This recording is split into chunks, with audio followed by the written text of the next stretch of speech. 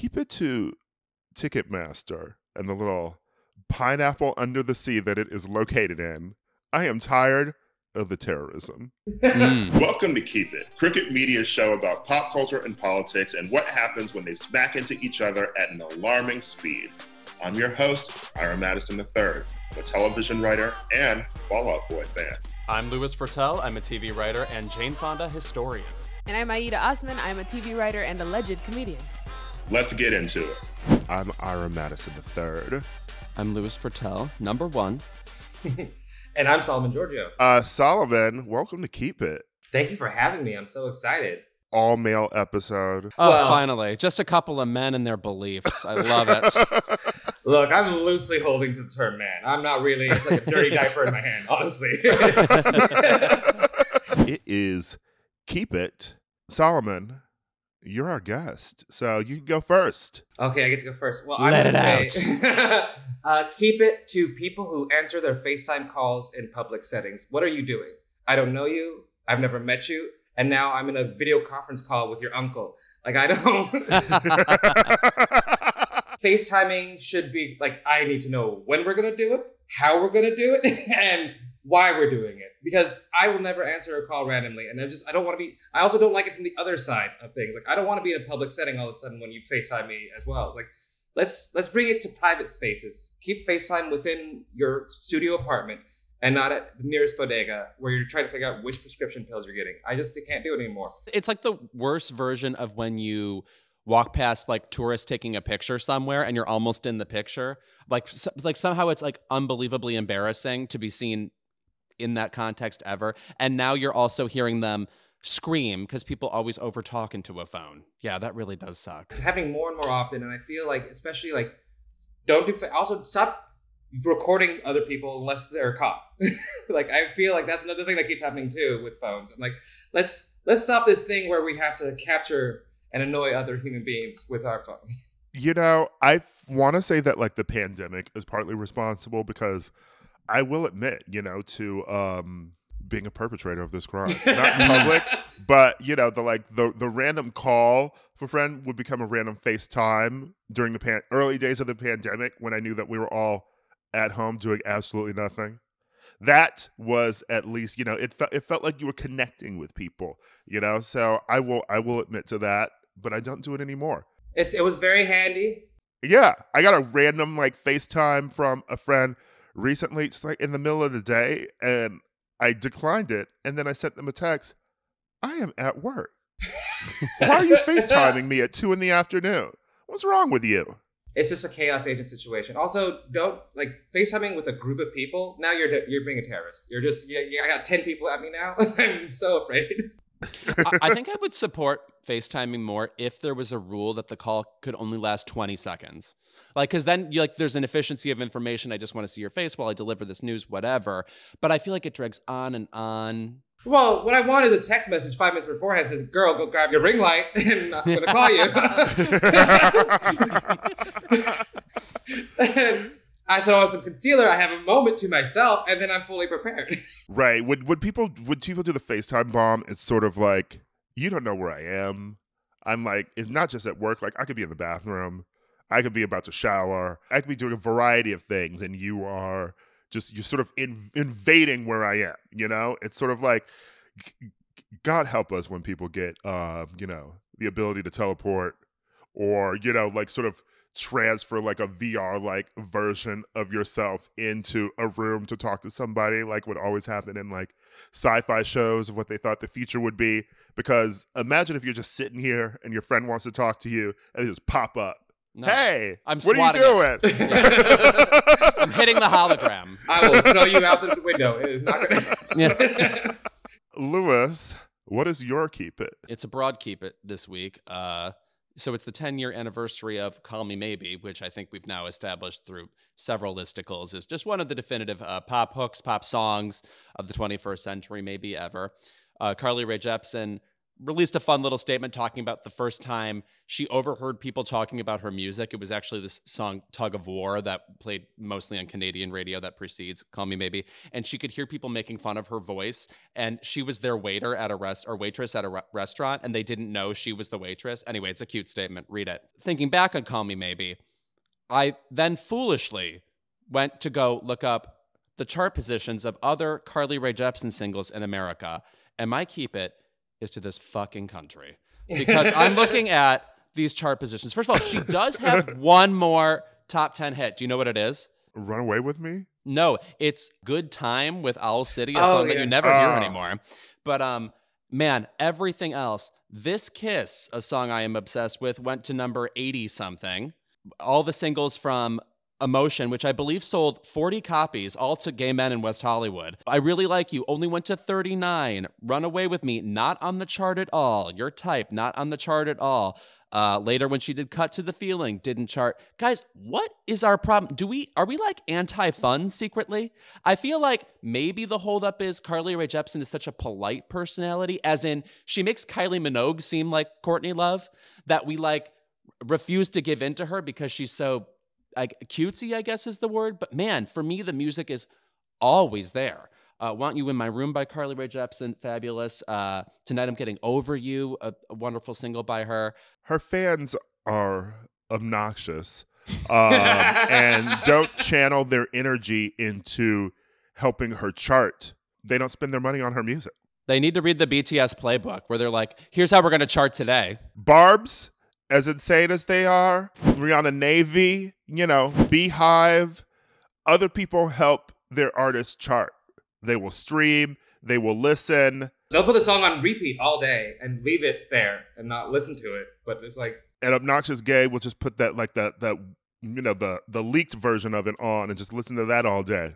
That doesn't help her. I also wonder if maybe it's the reason Rachel McAdams is not an international A-lister, because she's ultimately too Canadian to want it. That's on my mind. Like, you know how Alanis Morissette had like among the biggest albums of all time, and she's like, I need to reseed really hard and make an Eastern tinged album now. But there's something about Canada where like I can't command that much attention. And you know what? I respect it. I think that's the best part of them. I think that's like, but also I feel like very Michaela Cole. Yes. I think we're also learning culturally, like, I guess gay men, especially as we get older, like, we don't have as much power in charting as we used to. They have none. They have no buying power anymore. Like Normani, one of the greatest songs, Motivation was so good, but did it chart? No. Barely. And then it always shocks you, the songs that do chart, and then you have to think, if this song is like a gay anthem and it's like in the top 10, that means it's somehow also a straight anthem because straight people like it, and that's why it's charting. Does like blow my mind. Like, I guess Madonna was a big enough star, but like Vogue, a #1 song. I mean, there is just nothing straight about that. People didn't know what voguing was then, though. The white people buying that song globally, Vogue. I mean, they probably thought she was talking about the magazine. Oh yeah, there was nothing. Like it was secretly gay. Vogue was in the closet. The door was see-through, but for straight people, that's enough of a closet for them to be like, okay, we can enjoy this. Right. There was a barrier between them and what was in the closet. Yes. Anyway, we also know now that like if you want to chart, you need to make a song that is 2 minutes and 20 seconds. Also, with a dance move. That's why Vogue went off the charts. Like any song that comes with a dance move, especially in the 90s. The original TikTok challenge was Vogue. Yeah. Okay. And it is a very, you know what, ultimately, I mean, at least based on what you saw in the video, it was white accessible dance. Yeah. At least in the broad strokes. Like the real Voguers behind her, that was the difficult stuff, but that was background. Mm-hmm. Mm-hmm. But anyone of us could have done Madonna steps. That's the easy part. Anyway, sorry, Carly Rae Jepsen. I didn't personally fail you. I streamed that goddamn album every day.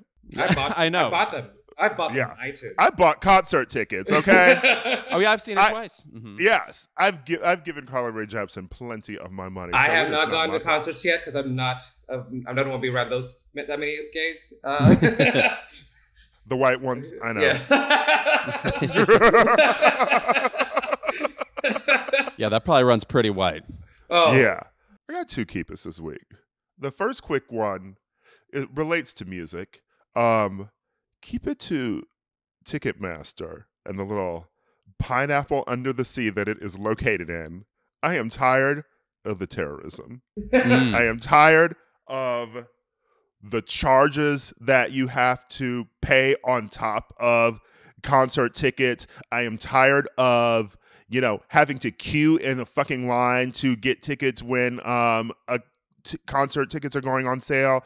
Dua Lipa tickets went on sale this week. I had to queue twice because I did get tickets in 2 different cities because Megan Thee Stallion is not opening for Dua Lipa in Los Angeles. So got to go somewhere else to see Meg. And the queuing was a nightmare. And every time when I did get to be able to buy tickets, I got kicked out.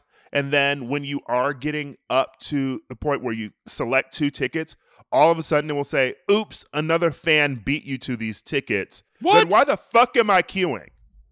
Like, what is going on in your system, which once I get in and then I pick 2 tickets, it says, oops, you don't get to get those tickets because someone else got them. What the fuck are you doing? See, you made it further than me because I got in that line thing and I immediately turned it off because I'm like, bitch, I'm not gonna wait in an imaginary line. 5,000 people are in front of you. What's going on? Yeah, that's some vaccine shit. Why would they admit that somebody else got to the tickets? Couldn't they? I would throw up a fake 404 page. Like, oh, something went wrong. Oops, another fan beat you to these tickets. I think that's a lie, Ticketmaster. No. And now I just feel like all these are going to be online and resold by bots anyway. Can we go back to the era of lining up to get concert tickets? How about that? Oh, literally? How about we can just start making line. bots? I'll make us bots. I'll figure out how to do bots. I don't want to go back. I want to go to the future. I want to be a bot.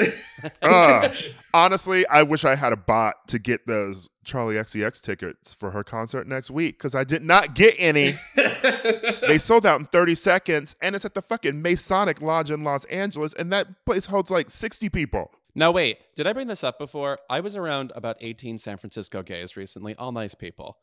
And these bitches all knew the words to Vroom Vroom, a song I was not even familiar with. Bitches fast, they can't catch me. Vroom, vroom. How do you not know that? I don't know Beep, how I beep. had never heard it. Oh, I know Yeah. why. I listened to the radio. Fuck you, Louis Ritzel. I know, that was mean. Why would I say that? She can't even. I'm assuming like an antique radio. The knob doesn't even turn anymore. Yeah. It's been stuck in That the same is- station. I'm listening to like the Lone Ranger. Yeah. That is specifically Charlie XCX, like Hive, San Francisco. Okay. Yeah, I Yeah. guess. You know my favorite thing about San Francisco? You cannot dress wrong there. Whoa. Look, it's a city of people who cut their own hair that shouldn't cut their own hair. I get it. And then, of course, I don't even know why I'm bothering saying keep it to this woman. Nicki Minaj. We talked about her last week when she was only lying about her cousin's vaccination Right. and having big balls and talking about how she didn't want to go to the Met Gala. And then it became so much worse. It is a struggle to be a barb right now. I've always known that being a barb is like one step from insanity. But I haven't even changed my background yet of my phone. It is Nicki Minaj. I'm so sad because I don't need another Kanye West situation in my life. I can't do this. I cannot continue to defend psychotic pop stars, singers, rappers, celebrities. Just let me stand you in peace. It is giving Kanye, unfortunately. It is giving Kanye. Giving Kanye, doxing reporters, like agreeing with Tucker Carlson. Even Kanye didn't do that. Yeah, true. I feel like somebody gave me sort of an early warning about Nicki. It's like if she wrote more than one diss about Lil' Kim, you should watch her in the future. So beware. Like whenever I was like about to become full stan, I was like, oh yeah, like Stupid Hoe. I was like, okay, I gotta. It's like you don't even have to. No, like the second I heard that song and it became a hit, I was like, I'm gonna be aware of you as a person. I'm gonna enjoy you as an artist. You know what? I should have taken heat because Lil' Kim is my girl, and you know what? I'm gonna have to take a step back for a moment as a barb. I'm gonna take a step back. I'm not even comfortable driving around LA listening to Nicki anymore. I feel dirty Okay? I feel dirtier than when we were at Akbar the other night and Rock With You came on. Oh, that's always tough. I was like, oh, this Michael song, and it's so good. Felt less gross. Fellas. Because, by the way, there's a Rock With You by Janet that's equally That's lovable, true. if you ask me. Play that. Anyway, so maybe I'll be able to listen to Nicki's songs, I don't know, 15 years after her death. Look, she's gonna get the divorce that we all want her to get and come back to normalcy. Will she? I hope No. so. I do want to point out, though, that the man that she married, his last name is Petty, and every time they're referenced in the news, it says, it's like, the Petties, and I'm like, there's never been a more appropriate name. No, when For she Nicki calls Minaj herself has Mrs. that. Petty, I laugh every time. Unfortunately, it's great. I always think that it's a joke, and she's saying, oh, I'm Big Petty today, but I'm like, oh no, that's your last name. So she has to live up to it. So I actually respect her. Anyway, I am taking a leave of absence as a Barb.